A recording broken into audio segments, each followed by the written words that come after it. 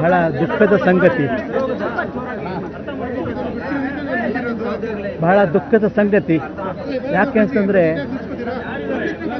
Rajkumar ಅವರಾಗಲಿ, V ಸರೋಜಾದೇವಿಯವರು, ಲೀಲಾವತಿಯವರು, ಜಯಂತಿಯವರು ಇವೆಲ್ಲ ಕನ್ನಡ ಚಿತ್ರರಂಗದ ಬೇರುಗಳು. ಇವರು ಅವರೆಲ್ಲ ಬೆಳೆಸಿ ಈ ಚಿತ್ರರಂಗನ ದೊಡ್ಡದು ಮಾಡಿದ್ದಾರೆ. ನಮಗೆ ಇದು ಅವರು ಕೊಟ್ಟ ನೆರಳು ನೋಡಿ, ಅವರು ಸಾಕಿದ್ದು ಅಂದರೆ ಈ ಚಿತ್ರರಂಗನ ಅಷ್ಟು ಚೆನ್ನಾಗಿ ಬೆಳೆಸಿದ್ರು ಅವಾಗಿನ ಕಾಲದಲ್ಲಿ. ಅದನ್ನು ನಾವು ಮರೆಯೋದಕ್ಕಾಗಲ್ಲ.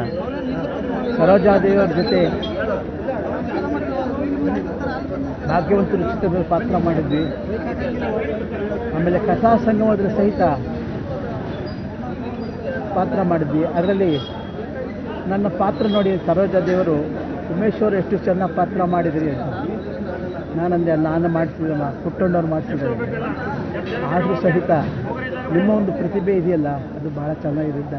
ನನ್ನ ಕಂಡಾಗಲೆಲ್ಲ ರಾಜ್ಕುಮಾರ್ ಮನೆಗೆ ಹೋದಾಗೆಲ್ಲ ಆಗ ಸಿಗ್ತಾಯಿದ್ರು. ಮತ್ತು ನಮ್ಮ ಚಿತ್ರರಂಗದ ಏನೇ ಸಮಸ್ಯೆ ಆದರೂ ಸಹಿತ ಅವರು ಹಿರಿಯ ಕಲಾವಿದರಾಗಿ ನಿಂತುಕೊಂಡು ಆ ಸಮಸ್ಯೆ ಬಗೆಹರೋದಕ್ಕೆ ಅವರು ಸಹಕಾರ ಕೊಡ್ತಾಯಿದ್ರು. ಅವರು ಬರೀ ಕನ್ನಡದಲ್ಲಿ ಅಷ್ಟೇ ಅಲ್ಲ, ಪಂಚಭಾಷಾತಾರೆ ಎಲ್ಲ ಭಾಷೆಗಳು ಸಹಿತ ಅವರು ಚೆನ್ನಾಗಿ ಅಭಿನಯಿಸಿ ಅವರ ಕೊಡುಗೆ ಕೊಟ್ಟಿದ್ದಾರೆ. ಆದರೂ ಸಹಿತ ಅವರು ಎಷ್ಟು ಒಂದು ಮೃದು ಸ್ವಭಾವದವರಂದರೆ ಅಷ್ಟು ದೊಡ್ಡದಾಗಿ ಬೆಳೆದಿದ್ರು ಸಹಿತ ನಾನೇನೂ ಇಲ್ಲ, ನಾನೇನೋ ಚಿಕ್ಕವಳು ಅಂತ ಆ ಭಾವನೆ ಇತ್ತು ಅವರಿಗೆ. ಎಲ್ಲೇ ಕಡಲಿ, ಯಾರೇ ಆಗಲಿ, ನಾನಷ್ಟೇ ಅಲ್ಲ, ಯಾರೇ ಆಗಲಿ ಬಂದರೂ ಸಹಿತ ಅವ್ರನ್ನ ಬಹಳ ಚೆನ್ನಾಗಿ ನಗುತ್ತಾ ಸಂತೋಷ ಮಾತಾಡೋರು. ಅಂದರೆ ಅವರು ಯಾವಾಗಲೂ ಅಷ್ಟೇ, ಸಭೆ ಸಮಾರಂಭಗಳಾಗಲಿ, ನಮ್ಮ ಚಲನಚಿತ್ರದ ಕಾರ್ಯಕ್ರಮಗಳು ಯಾವುದೇ ಆಗಲಿ ಬಂದ ಸಹಿತ ನಗು ಮುಖದಿಂದ ಚೆನ್ನಾಗಿ ಮಾತಾಡ್ತಾಯಿದ್ರು. ಆದರೆ ಈಗ ಆ ನಗು ಮಾಯವಾಗಿದೆ. ಆದರೂ ಸಹಿತ ಅವರು ಹಾಕಿಕೊಟ್ಟ ತಳಪಾಯ ಇದೆಯಲ್ಲ ಚಿತ್ರರಂಗಕ್ಕೆ, ಅದರಲ್ಲೆಲ್ಲರೂ ನಾವೆಲ್ಲ ಬದುಕ್ತಾ ಇದ್ದೀವಿ ನಾವು. ಭಗವಂತ ಅವರ ಸರೋಜಾದೇವಿಯ ಆತ್ಮಕ್ಕೆ ಶಾಂತಿ ಕೊಡಲಿ.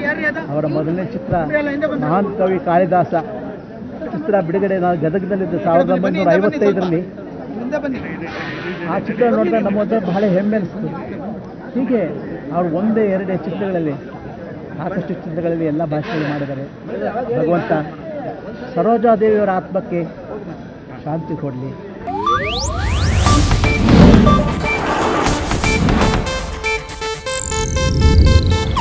ಇದು ಏಷ್ಯಾನೆಟ್ ನ್ಯೂಸ್ ನೆಟ್ವರ್ಕ್ ಪ್ರಸ್ತುತಿ.